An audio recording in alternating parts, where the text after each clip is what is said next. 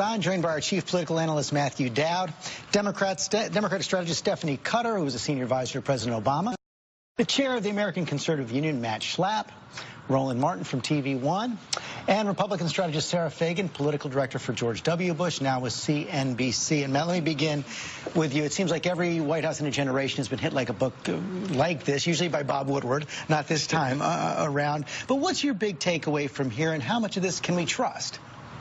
Well, speaking as a genius, I have three. There's so many, but I have three. First, I'm not a huge fan of Michael Wolff and the style of journalism that entails. I think that the problem with that style of journalism is it's evidenced by celebrity. It talks about all these tawdry stories and all that. I don't think it adds to our discourse, and I don't think it helps us move forward as a country. That being said, he does paint a broad picture, take all the little stories out of it, with insiders who have not denied they've said all of the things that they've been quoted as saying, of something that some Republicans on the record, and most Republicans off the record have said, that there's a question about the president's temperament, that he has serious questions about his mental acuity, can he handle the office, all of the stresses of the office. It's all confirmed, those things that have been talked about for a year. And the third thing is, I think fundamentally the president only made this matters worse in what he's done. All the tweets and everything have basically confirmed everything Michael Wolff said. Well, everything he's done has confirmed it. To Sarah Fagan, when you hear him put out that tweet, stable genius, it's kind of like Richard Nixon, I'm not a crook.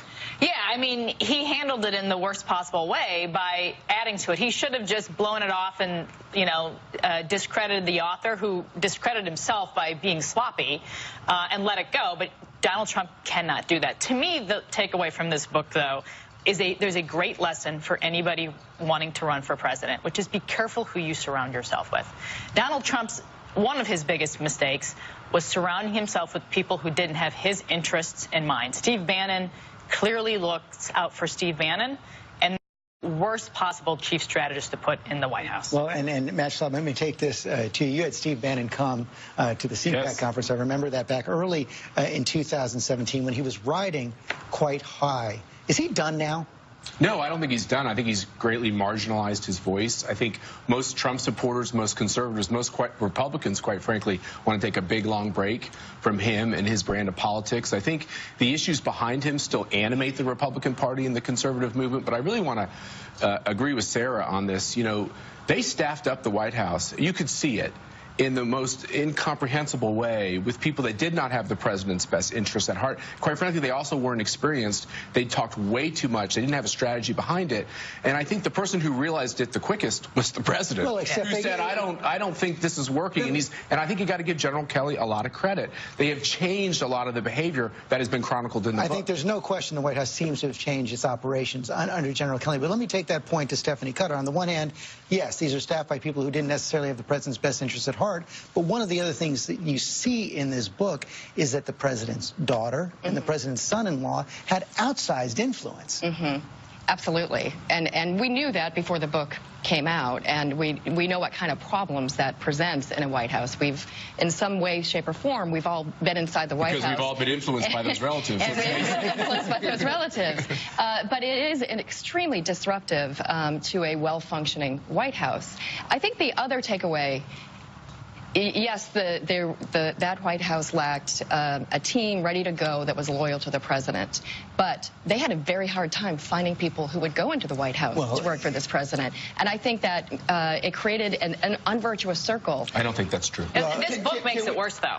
It's going to make it harder. And let me bring that to you, because I think the central insight in the book really is that they didn't think they were going to win.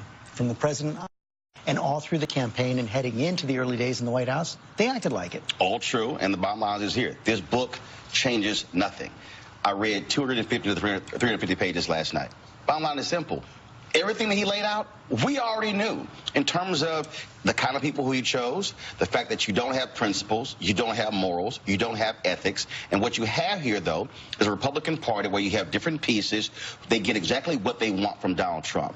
You have white conservative evangelicals. They don't care about how he has treated women, because all they want are federal judges who will get rid of same-sex marriage and abortion. You have folks on the business side, you get the tax reform. You have the folks who are are all about the social issues. They get what everybody gets exactly what they want.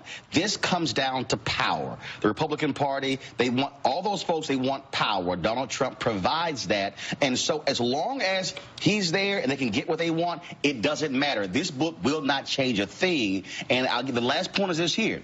You look at the fact that Democrats forced out Senator Al Franken and Congressman John Conyers. Have Republicans forced out Texas Congressman Blake Farenthold? No. This is about power. It raises the question of power, but Sarah, it does also raise these questions of the president's fitness. I mean, a lot of the anecdotes in there, let's say that 50% of them are true. I think that's probably the right number. It raises serious questions about his mental capacity, his ability to process information, his impulse control.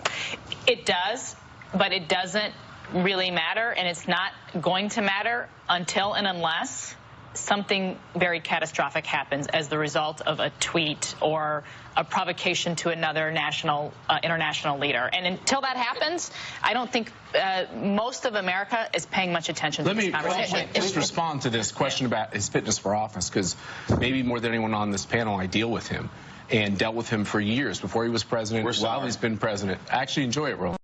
And we'll pray for you. As personal as you want to make this and say, oh, he's cuckoo for Cocoa Puffs and all the rest, it's like, I think actually just emboldened him. And my interactions with him, he doesn't repeat these stories. He totally gets the policy. Unlike a lot of politicians, what people don't get sometimes about Donald Trump is he asks you 20 times more questions than most politicians. Most politicians just talk at you and they yammer on and they give you their point of view. Donald Trump is exactly the opposite. He wants to bring you in. He wants to get the information you have. And I find that this coverage, he did a whole chapter in this book, Michael Wolff, on CPAC. Never called anyone, and CPAC didn't call me. His facts are wrong from top to bottom. He said Wilbur Ross was the Secretary of Labor. He said that John Kelly was the Director of Homeland Security. Another man has that job. He was the Secretary of Homeland Security. When it came to CPAC, he got fact after fact after fact wrong, and he didn't even bother to call. Look, there might be some truth in here, but it's riddled and surrounded by the fact that this is a journalist who doesn't believe in calling anyone to correct sources. Okay, so Donald Trump and the Trump supporters like Matt, well, I give him credit for, even though if I gave Matt truth serum, I know what Matt would say about Donald Trump. I'll tell you right now. Yeah, a level of integrity that he holds this office to. The idea that Donald Trump and them would somehow castigate this author for not being truthful and having a credibility problem is a bit like Al Capone saying a jaywalker is a criminal. I mean, their level of credibility... So they're made for each other. Well, they're not only made for each other. One's a king of it, and the other one's a pauper in this. I would say that this book is not about palace intrigue fundamentally, though all the stories, as I say, I don't agree with this type of journalism. I don't like this. But fundamentally, the core kernel of this story is questioning Donald Trump's fitness to hold the office, which has not only been done by people on the left and people that don't like him and people in the media, but it's done almost universally off the record by nearly every Republican official when you talk to them off the record. And some on the record. George, when you get what you want, it doesn't matter. And that's part of this fundamental issue here. When you look at all the different people at party, as long as they get what they want, Donald Trump serves a very unique purpose. And the fact that he has no ideology, he has no convictions, he has no morals, he has no principles. I mean, the fact of the matter is that's good. I think the other part of the story here, and we can debate Michael Wolff's book, there are lots of factual inaccuracies, which is part of the problem here. But as Matt said, that it paints a picture that we've seen for a long time and has been painted by mainstream media and Republicans. So it's not hard to believe. The reason we're talking about it so much is because it's not hard to believe. But the bigger issue here is if we do have a president who has some fitness issues, even though he says he's like really smart, there are some problems that are happening. And Roland, I understand what you're saying, but the bigger issue is, can we have a functioning government with somebody like that in the White House? And up until now, you could argue that yes, but you're starting to see some craters in that. And we're going to talk about the impact on the 2018 agenda. I want you all to stand by. You're going to come back later. Happen right here in this month of January that could determine the whole course of 2018. And from listening to those two senators right there, it sure seems to me that we're heading for a government shutdown in a couple weeks. Well, I hope not, because I think that will be very problematic for Republicans since we control all the House and the Senate and the presidency. But having said that, you know, there is a need to get DACA done. There's broad bipartisan consensus that something needs to get done there, which to me is a recipe for putting together a spending package and a broader immigration package. And the president may have to back down and not get as big of a wall or get some structures as opposed to an entire wall. But there is a formula for this to get done. And for it to be, frankly, for all the criticism of Trump and his fitness for office, to have gotten through January of the second year of his term and gotten tax reform, a huge piece of Obamacare repealed, and significant immigration reform, that's a pretty good record. Well, and I guess that's going to be the question, Matt. Is either side looking for a win-win here or not? I mean, is the president willing to take a wall that's not a wall? Are the Democrats who let him call something a wall that they don't think is a wall? Well, as we've discovered over the course of the last few weeks and said by the majority leader, the president will basically sign anything that comes to his desk.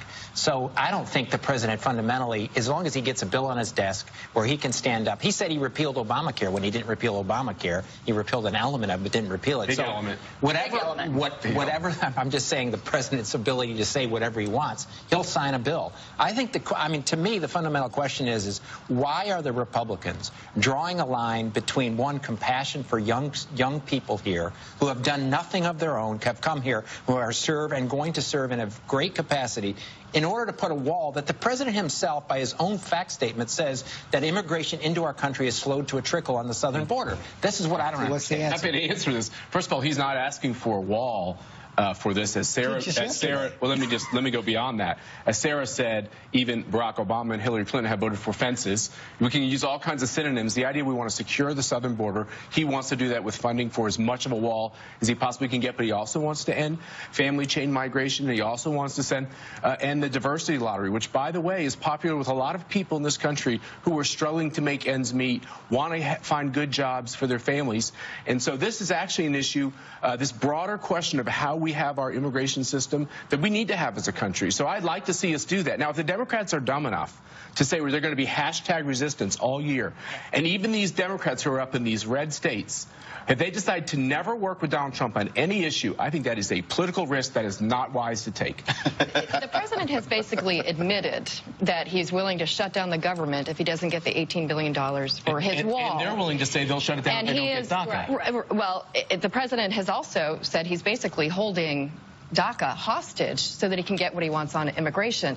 Why can't we just agree, broad bipartisan consensus across the country and in Washington, to just have a DACA fix? Why do you have to hold it hostage? Because that created the Tea Party movement. When Republicans just go along with Democrats, that is not what created the Tea Party movement.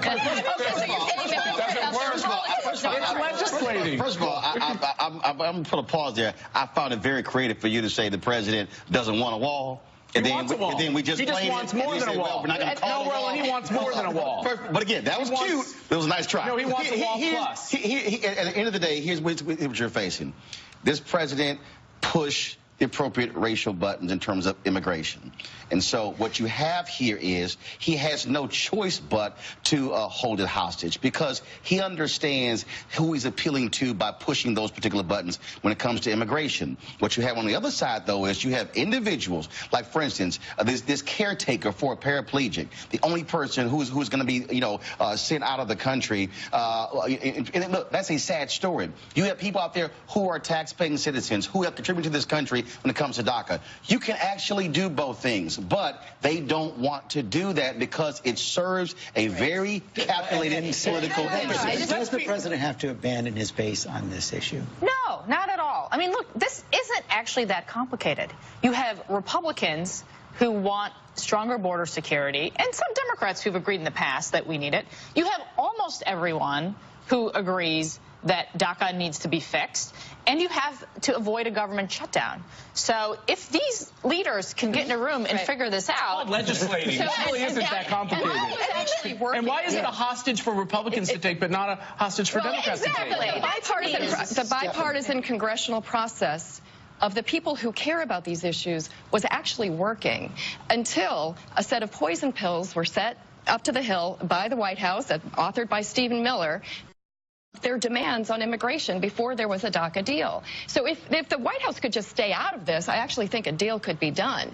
As most things have been happening in Washington, if they just stay out of it, the system will work. The reality is, and I know Matt likes to create a world that is sort of fictional. Quit saying I'm a liar, Matt. I don't need truth seem. I don't need to be lectured by you about being a liar. I've never called you a liar, Matt. You did in the first segment. No, I did not. I said if you drank truth serum, you would actually admit what the clever way of calling me a liar. So fundamentally, the Republicans have passed nothing that is popular with the majority of America in 2017, and I expect them to pass nothing that is popular with the majority of America in 2018. The president is inherently the most unpopular president at this point of any president we've had. The Democrats have a generic ballot lead that is larger than any time in the last 20 years. So we're seeing a situation that this huge wave is coming, and I don't see a president who's only governed to a base to change that in the course of the next few months. This conversation is going to have to continue off the air. We're about to hit the computer because we're out of time. We'll be right back.